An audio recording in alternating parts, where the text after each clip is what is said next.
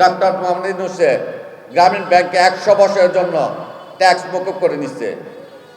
School করছে, মাদ্রাসা করছে, বিশ্ববিদ্যালয় করছে, সব গ্রামীণ ব্যাংকের আন্ডারে। কেন আমাদের সন্তান কি এমনি কলা ফাইটটা হয়েছে? আমাদের সন্তান কি এভাবে জীবন দিচ্ছে? তাদের কিছু করে নাই, তার নিজের জায়গায় সে করে নিচ্ছে। তার নামে দুর্নীতি দমন কমিশনের মামলা ছিল, সেই মামলা থেকে সে নিষ্পত্তি কিভাবে পায়? কোটি কোটি টাকা সে হাতে নিছে। আজকে আমাদের সন্তানের কিছুই হয় না। এই ডক্টর মোহাম্মদ ইউনূস কার উপরে বসে আছে? আমার সন্তান রক্তের উপরে বসে থাকে। আমার সন্তানদেরকে সরকারিভাবে কোনো স্বীকৃতি দিচ্ছে না। সে তার জন্য অনেক কিছু করে নিচ্ছে। তা আমরা কোথায় আমাদের বিচার পাবো? তাই ছাত্র জনতাদের বলবো, আগে তোমাদের বাবা মা ভাই বোনের আশা আকাঙ্ক্ষা পূরণ করবে, তারপর যেখানে অন্যায় দেখবে সেখানে অন্যায় প্রতিবাদ করবে, অন্যায়ের প্রতিবাদ করবে।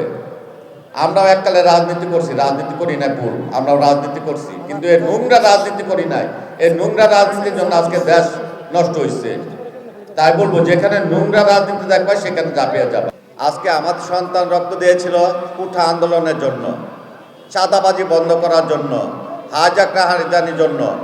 আজকে ওপেনলি চাঁদাবাজি চলছে আমাদের ময়মনসিংহ শহরে, যেটা আমি বিভাগীয় কমিশনার ডিসি মহোদয় এবং কি আমাদের সিটি কর্পোরেশন আমি বলছি যে আপনাদের সিটি কর্পোরেশন লোগো নিয়ে আজকে চাঁদাবাজি চলছে, এগুলো বন্ধ করেন। এখন পর্যন্ত বন্ধ করে নাই। তার মানে কি বোঝা যাচ্ছে? এখানে আমাদের সরকারি প্রশাসন, ডিসি মহোদয়, বিভাগীয় কমিশনার এবং কি সিটি কর্পোরেশন ওপেনলি চাঁদাবাজির জন্য লাইসেন্স দিয়ে দিচ্ছে এক দলকে।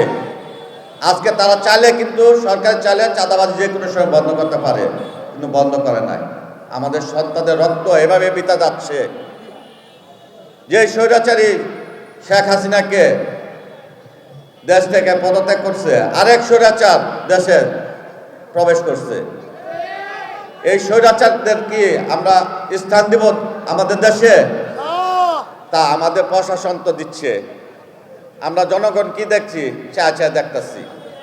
আমরা কিছুই করতে পারি না, আমাদের হাত পা বন্ধ। কিসের জন্য? আমরা প্রশাসনকে, সরকারি প্রশাসনকে শ্রদ্ধা জানাই, কিন্তু সেই প্রশাসন শ্রদ্ধার দাবিদার হচ্ছে না। আজকে চাঁদাবাজি বন্ধ হচ্ছে না, হাইজ্যাক রাহাজানি বন্ধ হচ্ছে না। কোঠা ডক্টর ইউনূস সাহেব 24-এর কোঠা বহাল রেখেছে, তাহলে 71-এর কোঠার জন্য যে আমার সন্তান জীবন দিচ্ছে, আমাদের সন্তানের জীবন ফিরিয়ে দে, তারপর সে কোঠা বহাল রাখো। কিসের জন্য সে কোঠা আন্দোলন করবে? আজকে যে ফেসিসের জন্যই করা হয়েছে, সেই ফেসিস এখনো রয়ে গেছে। যে বৈষম্যের জন্য জীবন দিচ্ছে, সেই বৈষম্য এখনো রয়ে গেছে। বৈষম্য ছাড়া কোনো কাজ হচ্ছে না। আজকে অফিস আদালতে চাকরি নিতে গেলে ঘুষ দিয়ে চাকরি নিতে হচ্ছে। কোথায়? আমাদের তো মেধা আর রইল না। যে মেধার জন্য জীবন দিচ্ছে, যে তাদের ন্যায্য অধিকার। আমার সন্তানকে তার মা বলছিল, বাবা আন্দোলন যেও না। আমার সন্তান বলছে, মা আমরা লেখাপড়া করে কি হব? আজকে আমাদের মেধার কোনো প্রাধান্য দিচ্ছেন না, তারা কোঠা নিয়ে আছে। তা আমাদের ন্যায্য অধিকারের জন্য আমাদের বড় ভাই বোনেরা জীবন দিচ্ছে, তা আমরা তো বসে থাকতে পারি না। মানুষের বাবা মা তাদের সন্তানকে নিয়ে যাচ্ছে, পানি নিয়ে যাচ্ছে, তা তোমরা আমার ঘরে বসা রাখবে কেন? আমার সন্তান লুকিয়ে লুকিয়ে আন্দোলনে গেছে, যা 2টা গুলি খেয়েছিল, একটা চোখের বাম চোখে, একটা মাথার পিছনে। আমার সন্তানের বাম চোখে অপারেশন করে বিকাল 4টায় মাথা অপারেশন করে লাইফ সাপোর্টে নেওয়ার পরে রাত 9:30টায় মারা যায়।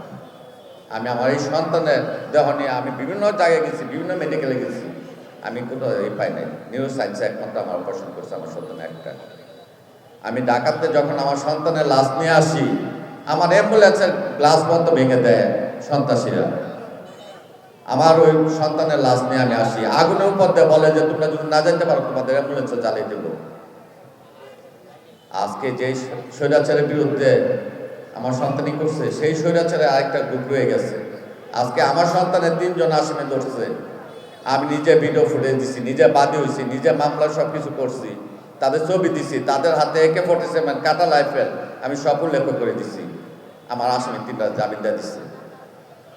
তা আমার সন্তানের কি মূল্য আমি পাইলাম? দেশের কাছে আমি কি পাইছি? দেশ আমার কি দিচ্ছে? আজকে আমাদের জুলাই সনদপত্র নিয়ে ডক্টর মোহাম্মদ ইউনূস তান্ডাহানা করতেছে।